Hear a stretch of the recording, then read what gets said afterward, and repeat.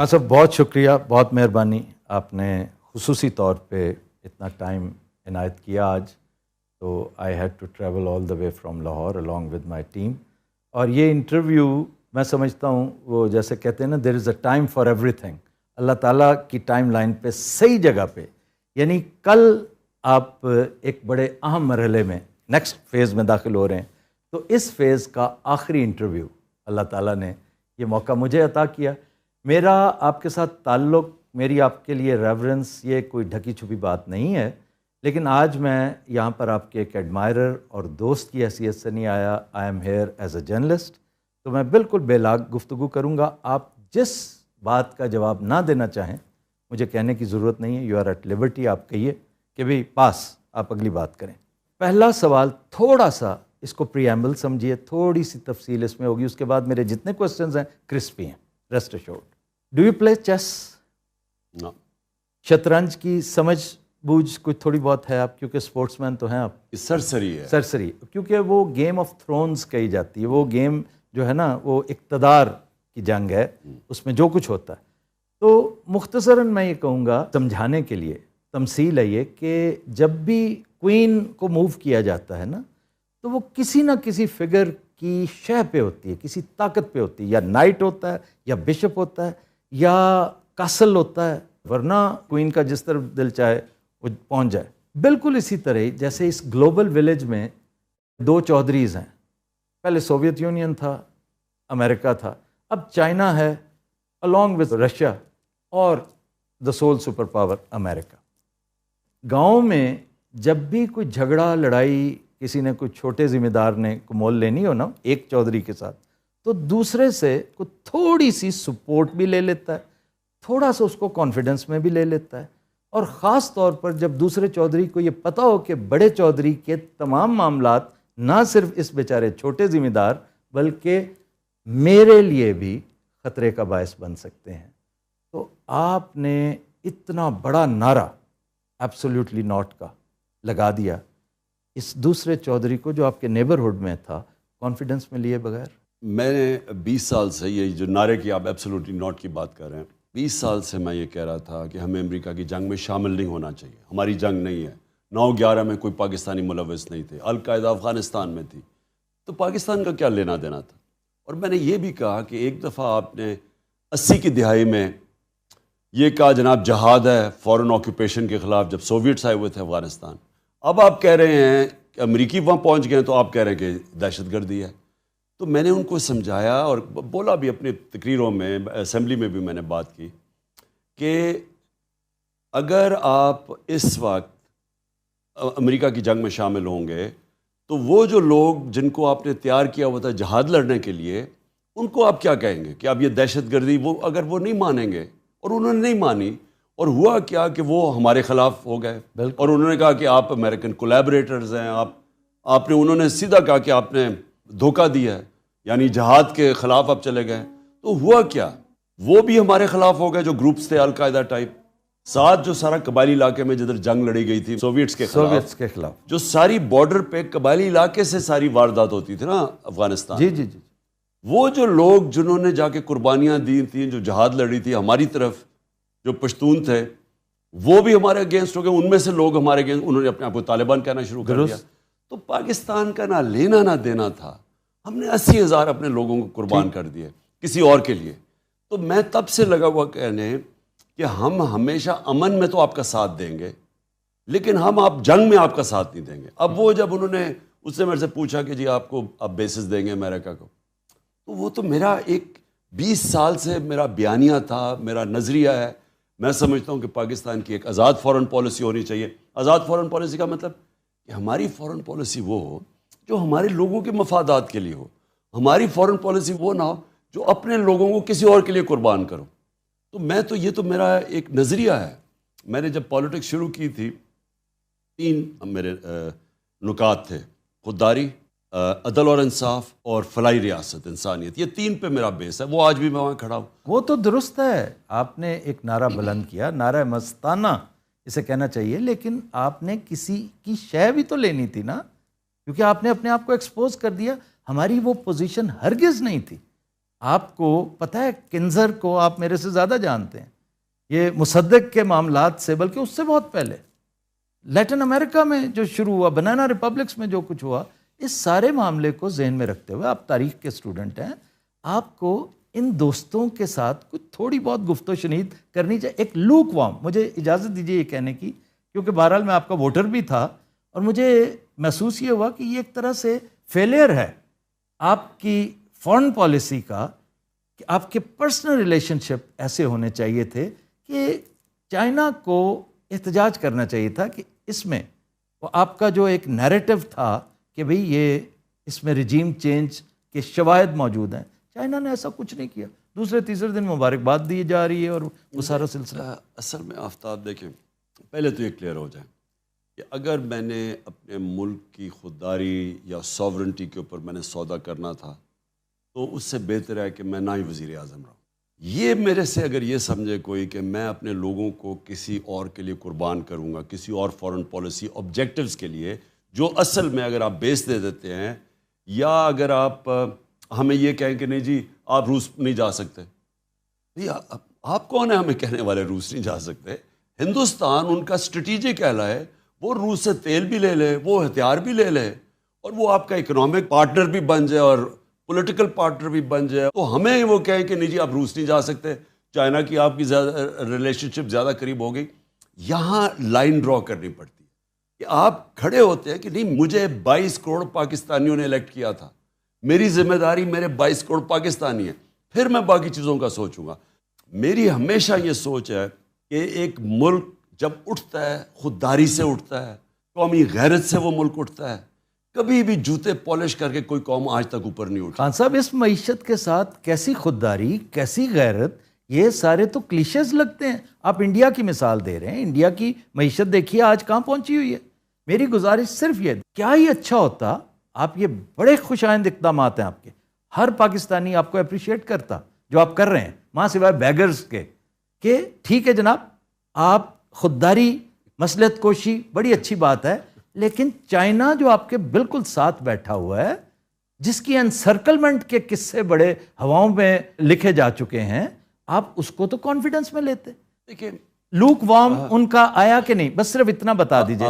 آفتاب میں آپ کو ایک بات، دیکھیں لوگ دعویٰ کرتے ہیں لا الہ الا اللہ، ہر مسلمان دعویٰ کرتا ہے، لیکن وہ بتوں کے سامنے جھک جاتا ہے. یہ سارے بت ہیں، خوف کا بت، پیسے کا بت، میں کا بت، یہ سارے بت ہیں کہ جی میں کیا اپنے نظریے سے پیچھے ہٹ جاؤں.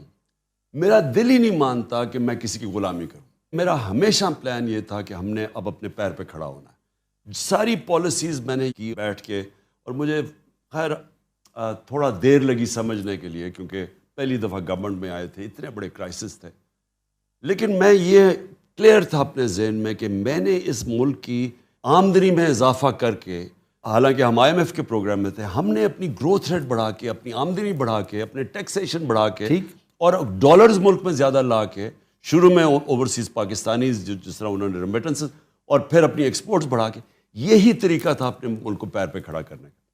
میں یہ ہمیشہ یہ بھی سمجھتا تھا کہ اگر ہم کسی اور کی جنگ میں شرکت کریں، یہ ہماری ترقی رک جاتی ہے. یعنی آپ ترقی نہیں کر سکتے. آپ جب وار آن ٹیرر تھی، یا کرکٹ ٹیمز ہی نہیں آتی تھی، چھوڑیں کہ انویسٹر آنے پاکستان میں، پاکستان کو انہوں نے کہا most dangerous place in the world. یعنی ہم نے ان کی جنگ میں شرکت کر کے اپنا ملک کا تباہی کر کے رکھ دی.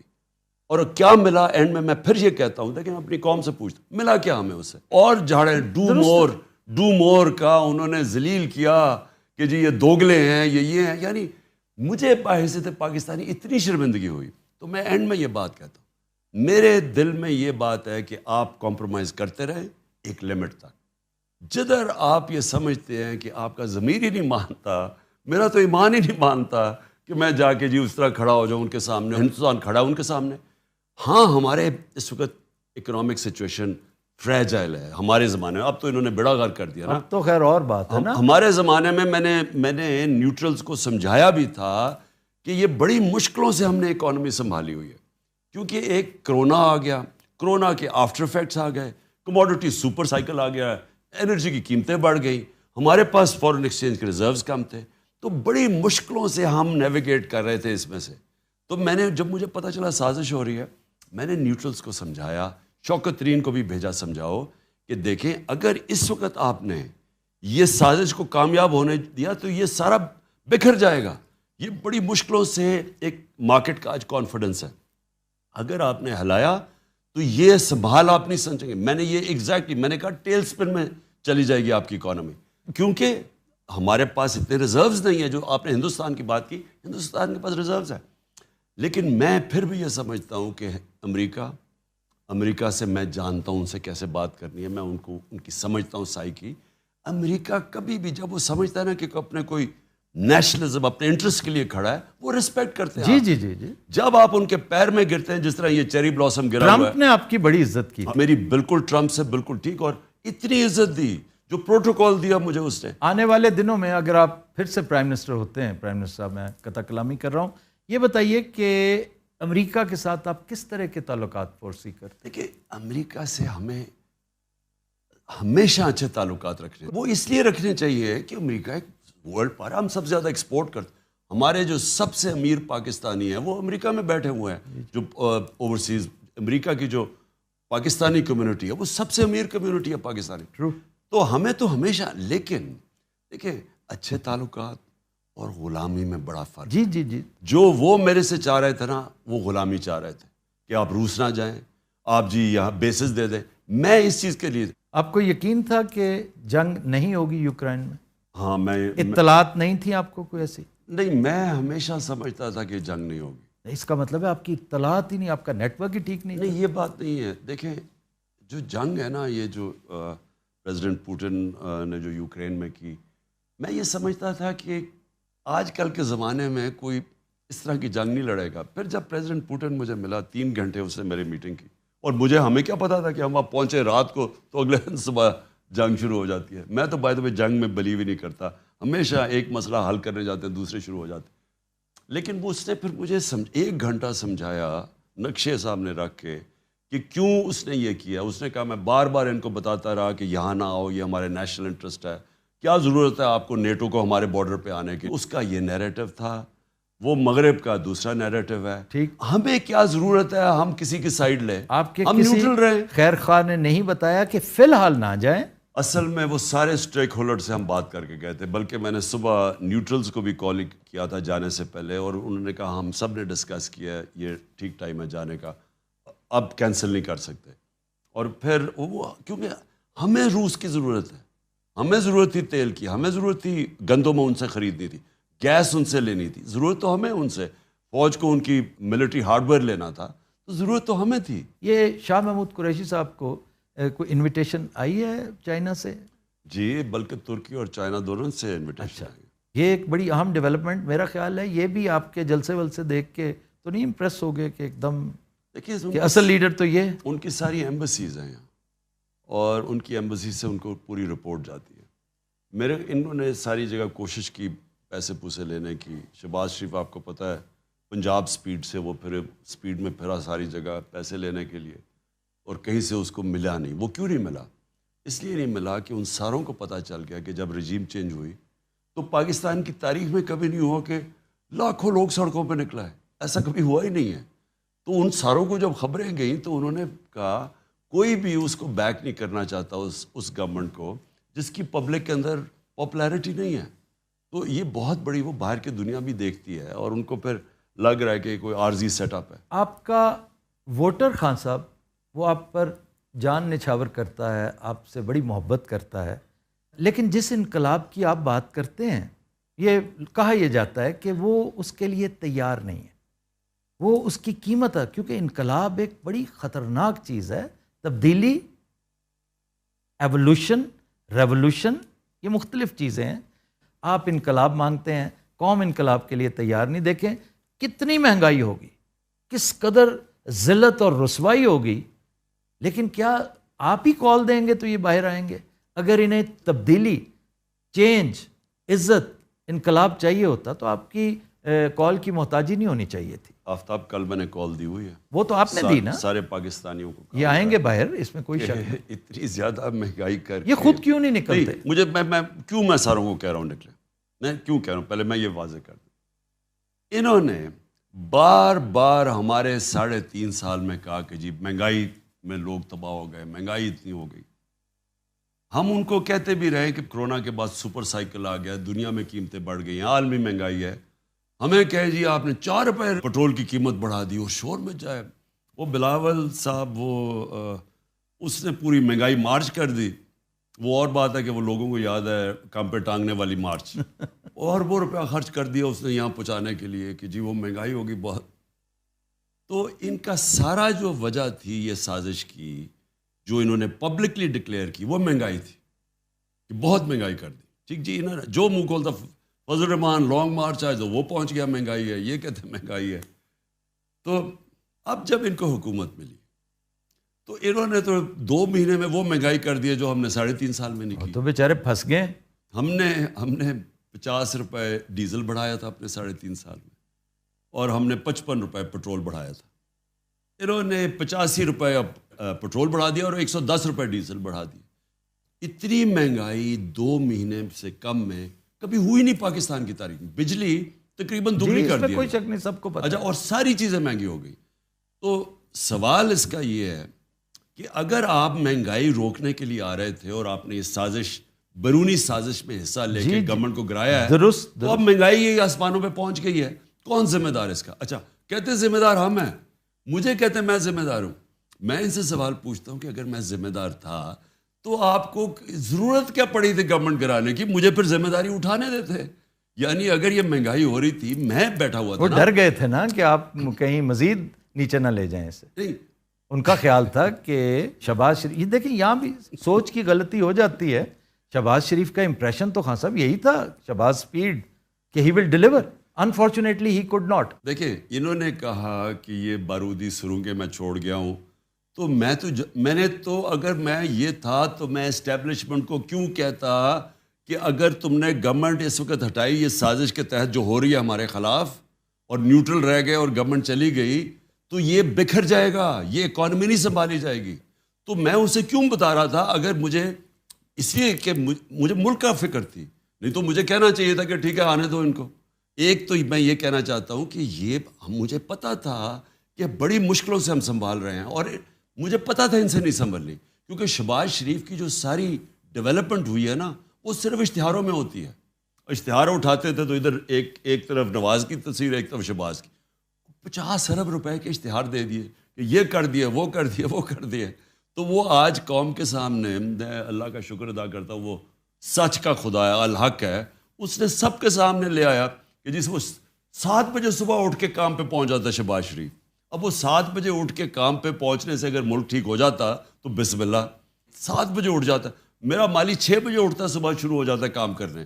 اگر یہی کرائیٹیرین ہے کہ اس نے ملک ٹھیک کرنا تھا، آج سارے اکنامک انڈیکیٹرز، آج پاکستان کی موڈیز نے ہمیں ڈاؤن گریڈ کر دیا نیگیٹو پہ. آج وابڈا جس پہ ساری ہماری ڈیمز کے پروجیکٹ ڈپینڈ کر رہے ہیں، وابڈا جس کو انٹرنیشنل لونز مل رہے تھے، اس کی کریڈٹ ریٹنگ ڈاؤن گریڈ ہو گئی ہے مائنس، جس کا مطلب اس کو لونز نہیں ملیں گے، جس کا مطلب ہمارا جو 50 سال کے بعد ہم ڈیمز بنا رہے تھے وہ پروجیکٹ خطرے میں چلا گیا. آج جو ہماری انفلیشن ہے، جو مہنگائی ہے، وہ جب لیٹسٹ فگر آئی ہیں یہ تقریباً 30% پہ پہنچ گئی ہے. اور 30% کا مطلب کہ تقریباً لوگوں کی سب چیزیں دگنی ہونے والی ہیں. اور ابھی جو روپیہ گرا ہے، 30 روپے ڈالر مہنگا ہوا ہے، یعنی روپیہ 30 روپے ڈالر کے بنسبت گرا ہے. اس کا کیا مطلب ہے؟ اس کا مطلب ہے کہ ابھی مزید اور طوفان آنے والا ہے مہنگائی کا، کیونکہ جیسے جیسے یہ اس کا افیکٹ جائے گا ڈیویلیویشن کا، تو ساری چیزیں جو ہم باہر سے لیتے ہیں وہ اور مہنگی ہو جائیں گی. ہاں صاحب، خرم دستگیر نے جو گفتگو کی ہے اس سے سرزد ہوگی، جو اس نے جو بادشاہی کی ہے اس حوالے سے. خرم دستگیر نے سچ بول دیا ہے، جو کہ میں پہلے دن سے سرزد ہوا ہے اس سے. جب میں گورنمنٹ میں آیا تھا، آپ میری پہلی تقریر سن رہے ہیں، جب انہوں نے مجھے بولنے نہیں دیا، اور مجھے پتا تھا بلیک میل کر رہے ہیں، اور میں نے پہلے دن کہا کہ جو مرضی کر لو، میں تمہیں NRO نہیں دوں گا. پہلی میری تقریر تھی اسمبلی کے اندر. انہوں نے مجھے شور مچا دیا، بات نہیں کرنے دی، بلیک میل کر رہے تھے. نہیں، میں جب سے آیا ہوں ان کا صرف ایک کوشش تھی کہ کسی طرح NRO دے دو. مشرف نے ان کو NRO دیا اپنی کرسی بچانے کے لیے. جنرل مشرف نے کیوں NRO دیا کیونکہ جب اس کو خطرہ ہوا کہ ایک وہ وکلا کی موومنٹ چل پڑی ہے، اور دوسری چیز امریکنوں نے کونڈولیزا رائس نے بیٹھ کے بے نظیر اور جنرل مشرف کی میٹنگ کروائی اور این آر او دلوایا، ریکنسیلیشن اور این آر او دلوایا، اور دونوں نے ان کے سارے کرپشن کے کیسز معاف ہو گئے جو انہوں نے دو دفعہ ان کی گورنمنٹ کرپشن پہ گئی تھی، وہ سب معاف ہو گئے، یہ پھر سے آ گئے۔ اس کے بعد 10 سال انہوں نے پھر لوٹا، کیسز ان کے بنے ان کے دور پہ، 95% کیسز تو ان کے دور کے کرپشن کے بنے ہوئے تھے، اور میرے پہ پہلے دن سے شروع ہو گیا کہ این آر او دے دو۔ میں ان کو کہا، میں نے کہا گورنمنٹ چلی جائے گی، میں کبھی تمہیں این آر او نہیں دوں گا۔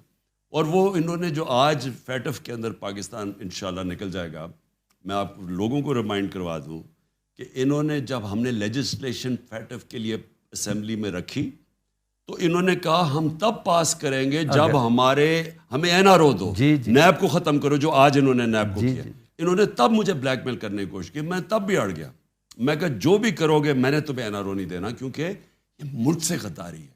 آپ بڑے بڑے ڈاکوؤں کو اربوں روپے کی کرپشن معاف کر رہے ہیں، جیلوں میں بیچارے چھوٹے چور، بھینس چوری، موٹر سائیکل، وہ سارے جیلوں میں گل سڑ رہے ہیں، جن کی چوری سے ملک کو کوئی فرق نہیں پڑتا، ان کی چوری سے ملک تباہ ہو جاتا ہے۔ جی اور آپ پہلے اربوں روپے چوری کرتے ہیں، پھر باہر ملک سے بھیجتے ہیں، دگنا نقصان کرتے ہیں، ڈالرز کے اوپر روپے پہ پریشر ڈالتے ہیں، تو لہٰذا میں نے تو کبھی نہیں ان کو دینا تھا۔ خرم دستگیر کے منہ سے اب آ گیا کہ ہم نے اس لیے یہ کیا ہے کہ عمران خان نے اور ججز رکھ کے تو ہمارے جو کیسز ہیں وہ جلدی بھگتانے تھے اور ہم نے جیلوں میں چلے جانا تھا، اس لیے ہم نے اس کو ہٹایا۔ خرم اگر آپ کا وزیر ہوتا تو اس قصور پہ آپ کیا کرتے؟ سیک کر دیتے؟ نہیں، میں خرم کو کہتا کہ شکر ہے آپ میں سچ بولنے کی طاقت آ گئی، یہ تو بڑا اچھا ہے، کیونکہ آپ شاید آپ کا ضمیر جاگ گیا کہ آپ نے یہ لوگوں کا بھی سوچا ہے جن کو لوٹ لوٹ کے آپ نے 30 سال سے اس ملک کو مقروض کیا ہے۔ اچھا خان صاحب، ایک سنجیدہ بات آپ کی لائف کو جو تھریٹس ہیں اس سے متعلق، آپ نے اس بارے میں ایک دستاویز تیار کر رکھی ہے، اس کا آپ نے اعلان بھی کیا، اس کی ڈیٹیل میں ہم نہیں جاتے، وہ آپ کا سیکرٹ ہے، اللہ تعالیٰ کبھی وہ نوبت نہ لائے۔ لیکن جوں یہ معاملات بڑھتے چلے جا رہے ہیں، بات بھی گھمبیر ہوتی چلی جا رہی ہے، کیونکہ آپ کی اسٹرینتھ میں اضافہ ہو رہا ہے، آپ کی اسٹرینتھ میں اضافہ ہوگا تو تھریٹ میں بھی اضافہ ہوگا، تو آپ نے کوئی میجرز ایسے لیے؟ کیونکہ میں نے دیکھا ہے، میں ایک زمانے میں کرائم رپورٹر بھی ہوتا تھا، میں ان چیزوں کو بہت غور سے دیکھا کرتا تھا کہ آپ ویسٹ بھی نہیں پہنتے، ہمیشہ نہیں پہنتے، کبھی کبھی پہنتے ہیں، نظر آ رہی ہوتی ہے، ہونا یہ چاہیے کہ آپ کی نظر ہی نہ آئے۔ نمبر 2، آپ موٹاپا نظر آ رہا ہوگا، پہنتا نہیں ہوں۔ اچھا، نہیں، آپ کو پہننی چاہیے، آپ شیشے کا استعمال نہیں کرتے، شیلڈ کا، وہ بھی آپ کو کرنا چاہیے۔ تو میں یہ بلکہ پوچھ رہا ہوں، یوں سمجھ لیجئے انڈائریکٹلی آپ کا سیکیورٹی آڈٹ ہو رہا ہے کہ آپ کا وہ جو بنکر نما آپ کا ایک ٹریلر ہے وہ بھی بام پروف ہونا چاہیے، اور کیونکہ خان صاحب جو آپ کے ارد گرد لوگ ہیں، آپ کے چاہنے والے، آپ کے اوپر فدا ہیں، وہ فدائین بیچارے، ان کا کیا قصور ہے؟ آپ تو بے خوف ہیں، لیکن میئرز لینے میں تو کوئی حرج نہیں۔ دیکھیں آفتاب، جن لوگوں نے پوری سازش کی تھی اور ہٹایا تھا مجھے، وہ یہ سمجھ رہے تھے کہ جیسی ہٹایا تو یہ مٹھائیاں بنٹیں گی، پورے ان کا تھا کہ ماحول تو بنایا ہوا تھا کہ ملک تباہ ہو گیا۔ یہ وہ اور بات ہے کہ اکنامک پاکستان کی اکنامک سروے کی جو فگرز آئی ہیں اس میں اس طرح کی پرفارمنس 30 سال میں کسی گورنمنٹ کی نہیں ہوئی، آخری 2 سال میں جو ہماری تھی، اس کے کہ یہاں کرونا بھی ہوا، یہاں سارے چیلنجز ہوئے، یہاں انٹرنیشنل پرائسز بڑھے، تو سب کے باوجود آخری 2 سال میں جو پرفارمنس تھی، تو انہوں نے پورا ماحول بنایا ہوا تھا کہ جی تباہ ہو گیا ملک اور یہ نااہل ہے اور وغیرہ وغیرہ۔ وہ یہ سمجھ رہے تھے کہ جیسی میں مجھے ہٹائیں گے تو یہاں لوگ مٹھائیاں بانٹیں گے۔ جب بھی ان کی گورنمنٹ جاتی ہے بے نظیر اور نواز کی جو 90s میں اور اب بھی، تو لوگ خوشیاں مناتے ہیں۔ جب پبلک نکل آئی اور پبلک انہوں نے دیکھا کہ پبلک ساتھ کھڑی ہے، پھر جلسے، تاریخی جلسے ہوئے، پبلک آ گئی اس میں، تو تب ایک پلان بنا بی، اور مجھے پتہ چل گیا، وہ بند کمرے میں فیصلہ کیا گیا کہ اب اس کو فارغ کیا جائے۔ تو میں نے اس کے لیے صرف، کیونکہ آپ اس کو روک تو نہیں سکتے، لیکن کیونکہ مجھے پتہ چل گیا، میں نے ایک ویڈیو اس کی ریکارڈ کروائی ہے، میں نے وہ محفوظ جگہ پہ پہنچا دی، اور اس میں نے سارا بتایا کہ سازش میں کون کون ملوث ہے اور یہ کس کی سازش ہے، تاکہ میری قوم کم از کم ان سے جواب طلب کرے۔ دیکھیں، آپ اپنی سیکیورٹی ایک حد تک کر سکتے ہیں، اس کے بعد آپ کی کتنی آپ سیکیورٹی کر سکتے ہیں؟ بہت مشکل ہے. اور یا تو آپ پبلک میں نہ نکلیں. ابھی ہمارے الیکشنز ہو رہے ہیں, ہم نے یہ بائی الیکشنز ہیں پنجاب میں, اس میں شرکت کروں گا, اور پبلک میں تو نکلنا پڑتا ہے. ایک حد تک آپ پوری کوشش کرتے ہیں اپنے آپ کو سیکیور کرنے کی. اس کے بعد تو میرا پورا اللہ پہ ایمان ہے کہ وہ جو فیصلہ تو آخر میں اس کا ہے. درست. تو وہ جو ایمان اتنا مضبوط ہے کہ جب ٹائم آئے گا تو وہ جانے کے 100 طریقے اللہ کے پاس. بالکل درست ہے. وہ جس حد تک آپ خود کہہ رہے ہیں نا کہ ایک حد تک ہو سکتی ہے, اس حد تک تو آپ اڈاپٹ کریں. ابھی آپ کہہ رہے ہیں میں ویسٹ بھی نہیں پہنتا, وہ مہربانی کر لیا کریں. چلے ویسٹ پرانے زمانے کی چیزیں ہیں, ایسی چیزیں ہیں. وہ مجھے یاد ہے, وہ حریری جب لیبنان کا پرائم منسٹر تھا تو اس نے کوئی $60 ملین کی گاڑی منگوائی تھی, بام پروف اور پتہ نہیں کیا. 60 ملین اسپیشلی بنی ہوئی تھی اس کی, بالکل اس کو سیکیور کرنے کے لیے. تو وہ جب وہ مرا تو وہ 13ویں فلور پہ ملی تھی گاڑی اس کی, وہ کسی اپارٹمنٹ بلڈنگ میں. تو وہ آپ روک نہیں سکتے. اچھا جی, ہر پارٹی میں, ہر ڈائنیسٹی میں ایک سکسیشن پلان ہوتا ہے. اب دیکھیں نواز شریف خود یہاں پہ نہیں ہیں, ان کی صاحبزادی سارے معاملات کو دیکھ رہی ہیں سیاست کے حوالے سے. شہباز شریف کی ایک پوری ہے ترتیب. اسی طرح زرداری صاحب کا معاملہ ہے. آپ نے اپنے جانشین مقرر کیے ہیں یا وہ بھی کسی ٹیپ پہ ہیں یا کسی دستاویز میں ہیں؟ کیونکہ آپ کی ڈائنیسٹی تو ہے کوئی نہیں, نہ آپ اس پہ یقین رکھتے ہیں, تو پھر کچھ نہ کچھ تو ہوگا نا, ایک پلان. آفتاب دیکھیں, اس ملک کی جو جمہوریت کیوں نہیں بنی, کیوں نہیں چلی جمہوریت؟ یہ جمہوری پارٹیز 60 سال, پچھلے 62 سال میں آدھا فوجیوں نے حکومت کی ہے, آدھا ان دو خاندان نے کی ہے. تو کیوں نہیں ہماری جمہوریت کیوں نہیں آگے بڑھی؟ جمہوریت کا, ڈیموکریسی کا مطلب ہی میرٹوکریسی ہے. جمہوریت اور بادشاہت میں فرق یہ ہے کہ جمہوریت کے اندر جو اوپر لیڈرشپ آتی ہے وہ میرٹ پہ آتی ہے, بادشاہت میں خون کے اوپر آتی ہے. اس لیے بادشاہت پیچھے رہ گئی, جمہوریت آگے نکل گئی. اب یہاں کیا ہوا ہے, یہاں یہ 2 خاندانوں نے پکڑ لیا ہے, پچھلے 30 سال سے بیٹھے ہوئے اوپر. اب یہ کرتے کیا ہیں, انہوں نے اپنے بچے تیار کر دیے. ٹھیک. ان بچوں کی اہلیت ہے یا نہیں ہے؟ پہلے تو ان کی اہلیت نہیں تھی, ان کو بھی نواز شریف کو لے کے آیا وہ جنرل جیلانی, وہ اس کو لے کے آیا. کوئی اہلیت تو تھی نہیں اس کی, اس لیے ابھی تک بھی لیڈر نہیں بنا, ابھی بھی پرچیاں پکڑی ہوئی ہوتی ہیں. اور جو دوسرا ہے وہ ذوالفقار علی بھٹو کی فیملی ہے. اب ان کی کتنی اہلیت ہے؟ اوپر سے زرداری نے ہائی جیک کر دیا, اس نے اپنے بیٹے کو بنا دیا. تو ان کی کیا اہلیت ہے؟ مثلاً کیا مقابلہ کر سکتی تھی؟ مثلاً مریم کا میں کہوں کہ کیا وہ مقابلہ کر سکتی ہے چودھری نثار کا, جیسا 30 سال کی اس کی سروس تھی؟ کیا اعتزاز احسن کا مقابلہ کر سکتا ہے بلاول, جو کہ بڑا منجے ہوئے؟ یعنی میرٹ پہ تو ان کو آنا چاہیے تھا. تو انہوں نے اپنے خاندانوں کو کر کے ان کی پارٹیز ختم کر دی ہیں. آج پیپلز پارٹی ایک چھوٹی سی پارٹی رہ گئی انٹیریئر سندھ کی, اور اگر انٹیریئر سندھ میں فری اینڈ فیئر الیکشنز ہو, جو یہ کرنے نہیں دیتے, خوف ہے وہاں, لوگوں کو ڈراتے ہیں, جھوٹے کیسز, خوف ہے. آپ نے چیلنج کر رکھا ہے؟ میں انشاءاللہ سندھ میں جا کے کیمپین کروں گا. میں آپ کو آفتاب لکھ کے دوں گا کہ میں اس کو شکست دوں گا وہاں, کیونکہ یہ صرف خوف ہے. جیسے لوگوں کا خوف ٹوٹے گا, اس کو وہ ان کو نفرت کرتے ہیں ان لوگوں سے. ادھر بیٹھ کے یہ ان کی شریفوں کی پارٹی, یہ رہ گئی سینٹرل. آپ تو لکی ہیں کہ آپ کو یہ خاندانی, یہ مروسی سیاست نہیں کرنی پڑ رہی, تو کوئی ایک ترتیب آپ نے بھی وضع کی ہے. تو میں پہلے کہہ دوں نا کہ یہ ان کی خاندانی پارٹیز نے اپنی پارٹیز بھی سکڑ گئی ہیں, ملک میں جمہوریت بھی ڈیولپ نہیں. میرا جو پوری کوشش ہے کہ ابھی الیکشنز جیسی جنرل الیکشنز ہو جائیں, میں نے انشاءاللہ پوری تیاری کر کے ایک صحیح الیکشن کروانا ہے پارٹی میں. اور جب پارٹی میں, اب کیونکہ ہم نے پہلا الیکشن ٹرائی کیا, وہ اتنا پہلی دفعہ کسی پارٹی نے اتنا بڑا الیکشن کیا, وہ صحیح نہیں ہوا. دوسرا ہم کرنے لگے تھے, وہ بیچ میں رہ گیا وہ. اب جو الیکشن, اب جو ہم نے اپنی ایکسپیرئنس سے سیکھا ہے, یہ جو اب الیکشن ہوگا, یہ اصل میں اس پارٹی کی لیڈرشپ اوپر لے کے آئے گا. میں ابھی بھی ہماری پارٹی میں ISF جو ہماری تھی, اس سے لیڈرشپ آ رہی ہے. اب مراد سعید ادھر سے اوپر آیا ہے, وہ شاہد خٹک وہ ادھر سے اوپر آیا ہے.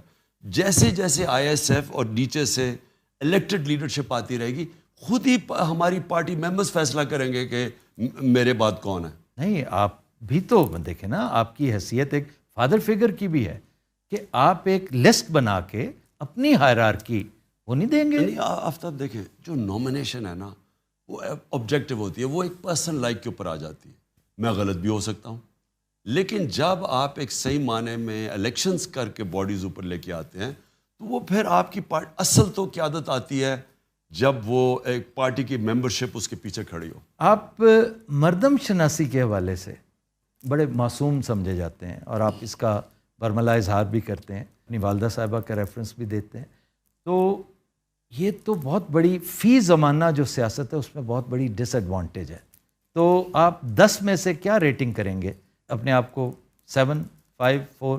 دیکھیں آفتاب, میں صرف لوگوں کو یہ بتا دوں کہ میری والدہ نا جب میں بڑا ہو رہا تھا ہمیشہ مجھے میری بہنوں کے سامنے کہتی تھی کہ مجھے اس کی بڑی فکر ہے, یہ جی آپ نے کہا یہ انٹرویو بڑا میں. سیدھا ہے, یہ لوگوں کی بات مان, اور میں ٹرسٹ کرتا, ہمیشہ لوگوں کو ٹرسٹ کرتا. اگر مجھے کوئی چیز کہتا تھا کوئی, تو یا تو خیر واضح ہو جائے نا کہ دو نمبر ہے, لیکن عموماً میں ٹرسٹ کرتا ہوں کہ ہاں ٹھیک ہے, یہ جو کہہ رہا ہے وہ سچ ہی ہوگا. اور یہ میں اپنی والدہ کو بھی کہتا رہتا جب تک وہ زندہ تھی. میں نے کہا مجھے کیا فرق پڑتا ہے, میں کرکٹ کھیلتا تھا, کوئی اگر کسی نے دھوکہ بھی دے دیا کچھ تو مجھے کیا فرق پڑتا. لیکن جو 3.5 سال میں نے پاور میں رہا ہوں, سفر کیا آپ نے بہت زیادہ. میں سمجھتا ہوں کہ یہ پہلی دفعہ میں نے ریئلائز کیا کہ بہت بڑی کمزوری ہے آپ کی. یس. جب آپ لوگوں کو ٹرسٹ کر دیتے ہیں نا, دیکھیں اس میں تو پہلے تو مجھے نقصان ہوتا تھا نا, لیکن اس میں ملک کو نقصان ہوتا ہے. ٹھیک. لہٰذا جو میں نے 3.5 سال میں سیکھا ہے, یعنی میں نے اپنی زندگی میں نہیں سیکھا جو ان 3.5 سال میں سیکھا. آپ نے کوئی اس کا سدباب بھی کیا ہے کہ نہیں؟ کوئی مردم شناسی کے لیے کوئی چھوٹا سا ہلکا احباب بنائیے, کیونکہ آپ کی معصومیت سے ناجائز فائدہ تو لوگ اٹھاتے رہیں گے, اور آپ ان 2 سالوں میں چالاکی وہ نہیں سیکھ سکتے, وہ آپ کے اندر نہیں ہے. نہیں, چالاکی تو نہیں سیکھ سکتا, لیکن آفتاب میں آپ کو ایک بات بتاؤں کہ پہلے جو ہوتا تھا نا, میں بڑی, یا تو مجھے کوئی کنونس ہو جانا کہ یہ 2 نمبر آدمی ہے, لیکن میں فیصلے کر لیتا تھا. اب میں نے ایک سسٹم اپنے ذہن میں بنایا ہوا ہے کہ میں نے جب تک مجھے ویریفیکیشن, ایک انگریزی کا ورڈ ہے ڈیو ڈیلیجنس, جب تک وہ میں نہیں کروں گا میں فیصلہ نہیں کرتا. یہ آپ نے شوکت ترین سے لیا ہوگا, کیونکہ بینکرز ڈیو ڈیلیجنس ضرور کرتے ہیں. نہیں, جو پوزیشن جب آپ پرائم منسٹر یا منسٹر بن جاتے ہیں تو آپ کو ضرور کرنی چاہیے, کیونکہ نقصان آپ کو نہیں ہوتا, آپ اپنے ادارے اپنے ملک کو نقصان پہنچاتے ہیں. اچھا, آن اے لائٹر نوٹ, لوگ جو آپ کے کرٹکس ہیں, جو پسند بھی کرتے ہیں نہ چاہتے ہوئے بھی, شاید آپ کے ووٹرز بھی ہوں, وہ کہتے ہیں کہ آپ کے اندر وائٹامن آئی بہت ہے. تو اس کی کیا وجہ ہے؟ اس کا مطلب کیا ہے؟ اس کا مطلب کیا تکبر ہے؟ جی, کیا آپ مطلب ہے کہ اپنے آپ کو ہمیشہ, جیسے پہلے کہا جاتا تھا کہ جس میں اب میں واضح تبدیلی دیکھ رہا ہوں, میں خود کہا کرتا تھا کہ خان صاحب میں وہ جو ایک ڈیوائن رائٹ والی بات ہے نا, کہ وہ کہتے ہیں نہیں جناب, میں اگر بہت اعلیٰ کرکٹر ہوں یہ میرا ڈیوائن رائٹ تھا, میں اگر شہزادہ ہوں کرکٹ کا یہ میرا ڈیوائن رائٹ تھا, میں اگر سب سے زیادہ پاپولر پالیٹیشین اور پرائم منسٹر ہوں یہ میرا ڈیوائن رائٹ ہے. تو اس لیے آپ کے بارے میں لوگ کہتے ہیں کہ آپ آئی ایم دا ون, تو وہ زیادہ آپ کے ہاں. آفتاب میں آپ کو بتاؤں, یہ آئی کس میں آتا ہے؟ یہ ایکچولی ڈیوائن رائٹ والوں پہ آتا ہے, کہ جو سمجھتے ہیں کہ میں جی کیونکہ میں نواز شریف کی بیٹی ہوں تو میرا ڈیوائن رائٹ ہے, اور میں اپنے آپ کو سمجھتی ہوں کہ مجھے کسی کی ضرورت ہے مجھے پوچھنے کے لیے کہ پیسے کدھر سے آئے, کیونکہ میرا تو ڈیوائن رائٹ ہے. یا وہ بلاول, اس نے کہا کہ اگر نیب نے کسی چیز پہ بلایا, کہتا کہ اگر مجھے نیب بلائے گی تو میں یہ کر دوں گا. یہ ڈیوائن رائٹ ہے. جو آدمی اپنے پیر پہ اسٹرگل کر کے پہنچتا ہے وہ کبھی یہ نہیں کہتا ڈیوائن رائٹ ہے. جو بھی اسٹرگل کر کے, مثلا آپ نے اگر ملک میں اپنے ملک کے ٹاپ کھلاڑی یا ٹاپ 11 کھلاڑیوں میں آنا ہے تو اس کا ایک بڑا لمبا پروسیس ہے اسٹرگل کرنے کا. اس میں ماریں کھاتے ہیں, گرتے ہیں, چڑھتے ہیں. وہ جب ادھر آپ پہنچتے ہیں پھر وہ اپنے آپ کو وہاں رکھنا وہ سارا اسٹرگل ہے. پھر ایک ہاسپٹل, یا جب شروع کیا کینسر ہاسپٹل, اور اب نمل یونیورسٹی, القادر یونیورسٹی ہے, یعنی 2 یونیورسٹیز شروع, اب دوسری شروع ہے. یہ ایک بہت بڑی اسٹرگل ہے. اور پھر پولیٹکس کے اندر 2 پارٹی سسٹم میں 0 سے شروع کر کے 14 سال مذاق اڑنا پولیٹکس میں, وہ ایک بہت بڑی اسٹرگل ہے. تو جو اسٹرگل کرتا ہے نا وہ کبھی ڈیوائن رائٹ نہیں سمجھتا, کیونکہ آپ کی اونچ نیچ ہوتی ہے نا. اسٹرگل آپ جب کرتے ہیں تو وہ ایسے نہیں, آپ اوپر, آپ کبھی گرتے ہیں پھر اوپر جاتے ہیں پھر گرتے ہیں. تو جو نیچ ہوتی ہے نا جب آپ گرتے ہیں وہ آپ کو ایک بڑا زبردست ایجوکیشن دیتی. اصل زندگی میں نے جب سیکھا ہے مشکل وقت نے سکھایا, جب آپ برا وقت ہو. تو اگر میں آپ مجھے یہ کہنا کہ آئی ہوتا نہیں ہے. اور پھر ایک اور اس کے اوپر چلے جائے, تکبر جو ہوتا ہے, تکبر اصل میں آئے ہوتا ہے تکبر کہ میں کچھ ہوں. تکبر وہ آدمی جس میں اللہ میں ایمان ہوتا ہے نا, اس میں تکبر آ ہی نہیں سکتا. کیونکہ وہ یہ جب آپ کہتے ہیں نا میں نے یہ کیا, اس کا مطلب آپ نے اللہ کا جو رائٹ ہے وہ ڈینائی کر دیا. میں نے جتنی زندگی میں مارے کھائی ہیں, کسی نے, میں آپ کو یقین دلاتا ہوں, کسی نے اتنی دفعہ گرا نہیں ہے جتنا میں گرا ہوں. اونچ سے نیچے آتا تھا, پھر وہ کھڑا ہوتا. تو اس میں جو سب سے بڑا سبق میں نے سیکھا کہ کوشش انسان کی, کامیابی اللہ دیتا ہے. آپ جو مرضی کر لیں, آپ محنت جتنی مرضی کر لیں, جب تک اوپر والے کا حکم نہیں آپ کامیاب نہیں ہوتے. تھوڑا سا اسٹریٹجک کوشچن, جتنی پاپولیرٹی اللہ تعالیٰ نے آپ کو عطا کی ہے, جس طرح نظر آ رہا ہے, میں نے اپنی آنکھوں سے, میں نے ذوالفقار علی بھٹو کی پوری مہم دیکھی ہوئی ہے. میں بہت چھوٹا تھا لیکن میرے والد چونکہ پیپلز پارٹی کے فاؤنڈنگ ممبرز میں سے ایک تھے, تو ہم نے غور سے دیکھا ہے یہ اس کو ایک طرح سے سرپاس کر گئی ہے آپ کی پاپولیرٹی. اور جو لوگوں کا بھی بیانیہ ہے نا کہ آپ کے ساتھ زیادتی ہوئی ہے, کچھ لوگ ایسے ہی خام خواہ آ کے کھڑے ہو گئے ہیں آپ کے ساتھ, تو آپ کو اتنا زیادہ تشکر اور سرشاری کی کیفیت جو اللہ تعالیٰ نے آپ کو عطا کر رکھی ہے, اس کے بعد میٹر کرتا ہے کہ آرمی چیف کوئی بھی ہو, جو مرضی آ جائے. آپ یقین کریں, میرے کبھی ذہن میں بھی آرمی چیف نہیں آیا.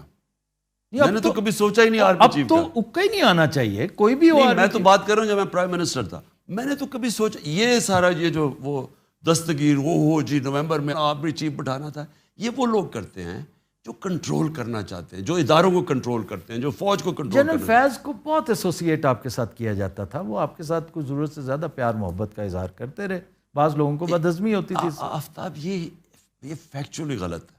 جنرل فیض تھا I S I chief. I S I chief کو ہوتا ہے پرائم منسٹر سے ڈائریکٹ ریلیشن شپ اس کی. میں تو اور کسی فوجی کو جانتا ہی نہیں تھا, میں تو کسی اور جنرل کو نہیں جانتا تھا, میری تو ان سے انٹریکشن کسی سے نہیں ہے. بلکہ میرا تو یہ تھا کہ جنرل باجوہ کو میں نے کہا تھا کہ آپ مجھے ریکمینڈ کریں کیونکہ آپ کی فوج ہے, آپ جانتے ہیں. یہ جو خوف تھا مخالفین کو کہ جناب میں کوئی سفارش کر کے کوئی لاؤں گا, کیونکہ مجھے کوئی ڈر ہے کہ جی اگر آرمی چیف میرا نہ ہوا تو پتہ نہیں ملک کی چلے.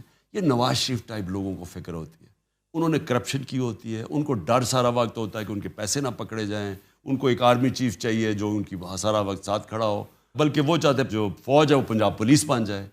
میرا کبھی یہ ایشو نہیں, نہ میں نے کبھی جوڈیشری میں انٹرفیئر کیا, نہ میں نے کبھی کسی سے پولیس سے کوئی انتقامی کارروائی کروائی, نہ میں نے نیب میں انٹرفیئر کیا, نہ میں نے کوشش کی کہ کوئی بھی ایف آئی اے کے ذریعے جھوٹا کیس نہ ہو, صرف جو کہ کرپشن کے کیسز تھے بڑے بڑے ان کے اوپر.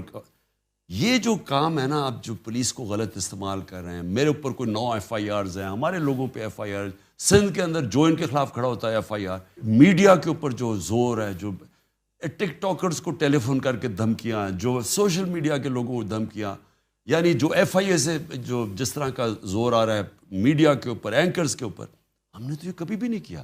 یہ وہ لوگ کرتے ہیں جو پاور صرف لیتے ہیں ذاتی مقاصد کے لیے. ہم چاہتے ہیں کہ ملک کے ادارے تکڑے ہوں, تو یہ میرے کبھی ذہن میں بھی نہیں آیا آرمی چیف کا. میری جہاں تک تھوڑی بہت آبزرویشن تھی, آئی ایس آئی چیف کی تبدیلی سے پہلے تک میں نے باجوہ صاحب کو آپ کے لیے ہمیشہ کلمہ خیر کہتی سنا, بڑی محبت کا اظہار کرتے دیکھا ہے. ان کی گفتگو میں, ان کے باڈی لینگویج میں کہیں کوئی انوائنس, گو کہ پنجاب میں جو کچھ چل رہا تھا, پنجاب کے معاملات خان صاحب تھے ایسے کہ ہوتا ہے ہر ایک کی پوری جو ہے نا سلطنت کے اندر ویک پوائنٹس ہوتے ہیں. اکبر کے بھی تھے, الیگزینڈر کے بھی تھے, پنجاب آپ کا بہت بڑا ویک پوائنٹ تھا. تو یہ یکایک آئی ایس آئی چیف کی تبدیلی نے پانسا پلٹ دیا تعلقات میں. نہیں ایکچولی مجھے کبھی سمجھ نہیں آئی کہ یہ ایشوز بنے کیا. یہ میں بعد میں سنتا ہوں کہ جی آپ کہہ دیتے جی ٹھیک ہے جس کو مرضی لیں, نو پرابلم. میں نے ہمیشہ یہ کہا, میں نے تو کبھی بھی یہ نہیں کہا کہ نہیں جی, میں نے صرف یہ کہا کہ جو سردیاں ہیں میں تو پبلکلی کہہ بیٹھا تھا کہ سردیاں ہمارے ساتھ سب سے مشکل ہیں. ایک ہی سازش کر رہے تھے, یہ ہمیں پتہ چل گیا تھا, یہ سارے جو کرپٹ لوگ ہیں ٹولہ یہ سازش کر رہے تھے, یہی این آر او کا چکر تھا سارا. اور دوسرا مجھے افغانستان کی فکر تھی کہ وہاں, میں جون کی بات کر رہا ہوں, کہ وہاں خون خرابہ ہونا تھا. جب امریکن میں جانا تھا وہ اور بات ہے کہ ان کی فوج سرنڈر کر گئی, نہیں تو وہاں فال آؤٹ ہونا تھا, اس کا ڈائریکٹ فال آؤٹ پاکستان میں تھا. تو میرا دوسرا تھا. اور ابھی بھی جو دہشت گردی ہوئی ہے ہمارے بڑے فوجیوں نے قربانی دی ہے یہ پچھلے 6 مہینے میں, تو میرا وہ ایشو تھا. میں صرف اس کو چاہ رہا تھا کہ سردیوں میں وہ جنرل فیض رہے. میرا یہ کبھی بھی سوچ نہیں تھی کہ جناب اگلا آرمی چیف کون ہوگا. وہ نومبر تو بہت دور تھی میرے لیے. خان صاحب آخری بات، یہ سوال بھی ہے اور ایک طرح سے پیغام بھی. میں چاہوں گا کہ آپ ہمیں انکریج کرنے کے لیے بتائیں کہ یہ جو زبوں حالی ہے، یہ جو بدحالی ہے، معیشت جس طرح زمین دوز ہو چکی ہے، نوز ڈائیو کر چکی ہے، کل کلاں آپ پھر سے پرائم منسٹر بنتے ہیں تو آپ سمجھتے ہیں کہ آپ اس کو ہینڈل کر لیں گے؟ پہلے تو آفتاب ان کا یہ جب 97 سے 99 تک آئے تھے نون لیگ، آپ ذرا پوچھیں کہ ان کی کیا چھوڑ کے گئے تھے. تب بھی یہ بڑا خسارہ چھوڑ کے گئے تھے، تب بھی ان کی کوئی ایکسپورٹس نہیں بڑھی. دیکھیں دولت تو تب بڑھتی ہے جب ایکسپورٹس بڑھتی ہے. ٹھیک، ان کے دور میں نہ تب ایکسپورٹس بڑھی، اس باری جو 5 سال گزرے تب نہ ایکسپورٹس بڑھی. اور آپ نے ایکسپورٹس واقعی بہت اوپر لے گئے. سو ان کا ہمیشہ دور آتا ہے یہ مال خود بناتے ہیں، ہر چیز غلط لوگوں کو اپوائنٹ کرتے ہیں، سارے ادارے تباہ کرتے ہیں. یہ نا ہمیشہ مخالفین کے خلاف FIRs اور خوف کے ذریعے یہ حکومت کرتے ہیں. ان کے اندر نہ کوئی ڈیموکریسی ہے. تو یہ جب آئے تھے اس باری، یہ کیوں کوئی سمجھ رہا تھا کہ کوئی اب جب آئے کہ کوئی بدل جائے گا؟ ان کی کوئی اہلیت نہیں ہے، نہ انہوں نے آج تک کبھی کیا ہے. ان کے ماضی اٹھا کے دیکھ لیں. اگر ہم پہلی دفعہ حکومت بنی ہو اور پچھلے 2 سال میں ہماری جو اکنامک پرفارمنس ہے وہ 30 سال میں سب سے بہتر ہے، تو ہم تو پہلی دفعہ آئے تھے، یہ تو بڑے تجربہ کار تھے. تو یہ ایکسپوز ہوئے ہیں. ان کا ساری دنیا کو آج پتہ چل گیا کہ نہ کوئی پنجاب سپیڈ تھی نہ کچھ. وہ درست ہے، بالکل درست. تو اب جو آپ بات کر رہے ہیں نا، اب مجھے نہیں پتا ریسیپی کیا آپ کے پاس؟ مجھے نہیں پتا کہ کدھر یہ چھوڑ کے جائیں گے، کیونکہ ملک تو جا رہا ہے اب ایسے. مجھے خوف ہے کہ یہ ڈیفالٹ کی طرف نہ چلا جائے. مجھے یہ خوف ہے کہ یہ ادھر تک نہ چھوڑ دیں کہ ہمارے ملک اس سطح پہ پہنچ جائے کہ جنہوں نے ہمیں اگر بیل آؤٹ کروانا ہو تو وہ ہمارے سے وہ قیمت ڈیمانڈ کریں جو ہماری نیشنل سیکیورٹی اور ہماری ساورنٹی کے اوپر. ایسٹس، ساورنٹی نا، ایسٹس کا مطلب ساورنٹی. جی جی ایبسلیوٹلی. مجھے وہ خوف ہے کہ یہ جس طرح جا رہے ہیں اب ان کے پاس تو کوئی نہ روڈ میپ ہے نہ پلان ہے، صرف کہ امریکہ وہ امریکن ایمبیسڈر کے پاس پہنچ گیا کہ جی ہماری خدا کے واسطے مدد کریں. آپ آج اگر کال دیں، مطلب آپ کو اللہ وہ پوزیشن دے، آپ اس جھنڈے کے سامنے بیٹھے ہوں، آپ کی کال پہ آپ سمجھتے ہیں کہ آپ اگر ایک دفعہ کہیں کہ 60% ریڈکشن ہر انڈیویجول اپنی کنزمپشنز میں، چائے ہو، ایڈیبل آئل ہو، فاسل فیول ہو، الیکٹریسٹی ہو اور نیشنل سیونگز، تو کیا آپ سمجھتے ہیں کہ اس کو رسپونڈ کریں گے؟ یہ دیکھیں آفتاب، میں یہ سمجھتا ہوں کہ یہ جو جب سے 2 مہینے پہلے جب مجھے گورنمنٹ سے نکالا، تو میں یہ سمجھتا ہوں کہ ان 2 مہینے میں جو میں نے دیکھا ہے، پہلی دفعہ میں نے دیکھا کہ پاکستان ایک قوم بننے جا رہی. کیونکہ میں نے جس طرح کے طبقوں کو دیکھا ہے، شرکت کی ہے، جس طرح کے میں نے جلسوں میں پبلک نکلتے دیکھی ہے، اور انشاءاللہ کل پبلک نکلے گی یہ مہنگائی کے اوپر، میں یہ سمجھ رہا ہوں کہ جو اسی طرح ہم ایک قوم بن گئے تو پھر کوئی چیز مشکل نہیں ہے. جب آپ قوم بن جاتے ہیں نا، تو جرمنی اور جاپان تباہ ہوئے ملک، ایک بلڈنگ نہیں کھڑی تھی اور وہ 10 سال پہ پھر کھڑے ہو گئے. قوم تو بنا دی آپ نے. نہیں، وہ قوم وہ ہوتا تب ہے جب آپ قوم بن جاتے ہیں. اور مجھے لگ رہا ہے کہ اللہ کا خاص کوئی کرم ہوا ہے اس مشکل وقت میں کہ ہم ایک وہ قوم بننے جا رہے ہیں جو پھر آخر میں یہی جو آپ نے باتیں کی، ہم سب سے پہلے تو بیرون ملک پاکستانی، ان کو جب ہم کہیں گے کہ آپ اپنا پیسہ پاکستان میں رکھیں، اصل مسئلہ تو ڈالرز کا ہے نا، وہ اگر ہمارے ان کو ہم اٹریکٹ کریں، اور وہ سب سے زیادہ محب وطن پاکستانی ہیں، وہ اگر یہاں اپنے ڈالرز لے آئیں ایک عرصے تک، جب تک ہم اپنے پیر پہ کھڑے ہو جائیں، اور پھر ہم ساری چیزیں کہہ سکتے ہیں کہ آج مجھے تو پانی کا بھی مشکل لگ رہا ہے، پانی کی بھی ہم کیسے کنزرو کریں، ہم اپنی بجلی کنزرو کریں.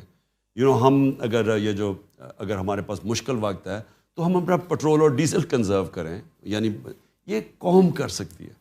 خان صاحب بہت شکریہ، بڑی مہربانی، بہت دلچسپ، بڑی مزیدار گفتگو تھی. آپ نے اتنا قیمتی وقت نکالا، اور مجھے یقین ہے کہ ہمارے ویورز کو بھی اس گفتگو سے بہت لطف آیا ہوگا. Thank you very much.